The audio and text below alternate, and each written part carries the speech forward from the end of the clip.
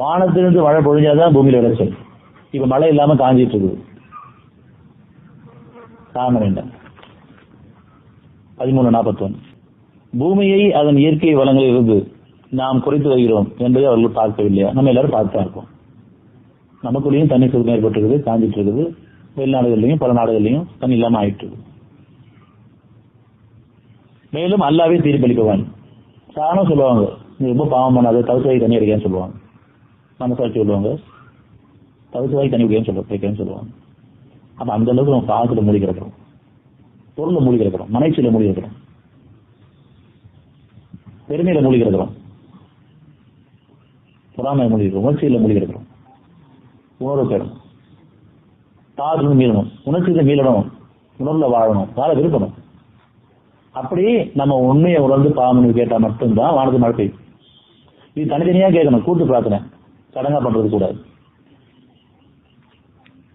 நம்மளை பொறுத்த வரைக்கும் எம்மதமும் சம்மதம் கிடையாது, எந்த மதமும் நமக்கு கிடையாது. எல்லாம் ஒன்னா சேர்ந்து கூட்டு பிரார்த்தனை பண்ணலாம். நம்ம மதமே நமக்கு கிடையாது. நமது பாதை மார்க்கம், இறைவனுடைய பாதை.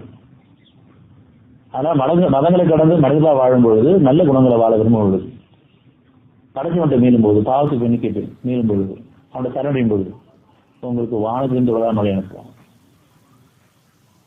இதனுடைய வார்த்தை. இப்படி சொந்தமா எந்த அளவுக்கு உணர்ந்து சுயமா திரும்புறமோ அப்பதான் அவனுடைய உதவி கிடைக்கும். முதல் சமாதானம், அமைதி கிடைக்கும். மழை அடிக்கும், அமைதி கிடைக்கட்டும். அந்த குளிர்ச்சி கிடைங்க. அந்த அமைதியில பிரித்தரிக்கப்பட்டே இருக்கும் உங்களுடைய பாவங்கள் எல்லாம், நம்முடைய பாவங்கள் எல்லாம். அது மணிக்கேட்டு மீள விரும்பிட்டே வாங்க. அப்படி வரும்பொழுது வானத்துக்கு மழையும் பொழியும். அப்படி வானத்துக்கு மழை பொழியணும்னு சொன்னா உங்க பாவத்துக்கு மன்னிப்பு. நம்ம எல்லாரையும் பார்த்து மன்னிப்பு கேட்கணும். சும்மா பாவம் மன்னிப்பு கேட்கறது இல்லை, உணர்ந்து கேட்கணும். என்ன பாவம் பண்ணிட்டு இருக்கோம், அதுக்காக இந்த வகுப்பு. எப்படி பாவம் பண்ணிட்டு இருக்கோம். 71:10-11 பாட்டு. மேலும் உங்கள் இறைவனிடம் மன்னிப்பு கேளுங்கள். இந்த மன்னிப்பு கேளுங்கள் இல்ல, மன்னிப்பு கேளுங்கள். ஏன்னா மனுஷ ஆலோசிப்பீங்க, எங்க நீங்க பாவம் பண்றீங்கன்னு கேளுங்க. நம்ம எல்லாரும் கேளுங்க. பாவ மன்னிப்பு கேளுங்க, பாவ மன்னிப்பு கேளுங்க, பாவம் கேளுங்கள். இது ஒவ்வொன்றும் ஒரு பேர். முதல்ல ஒரு கஷ்டம் வரும்போது பாவ மன்னிப்பு கேளுங்க.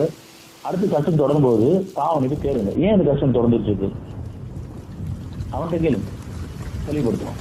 உங்களை பத்தி உங்களுக்கு அறிவிக்கப்படும். இந்த பாவத்துல தான் இந்த கஷ்டம் தொடர்ந்துட்டு இருக்கு. நான் உணர தவறுனா கூட அந்த ஞானம் கொடுக்கப்பட்டவங்க மூலமா எனக்கு தெளிவுபடுத்தப்பட்டோம்.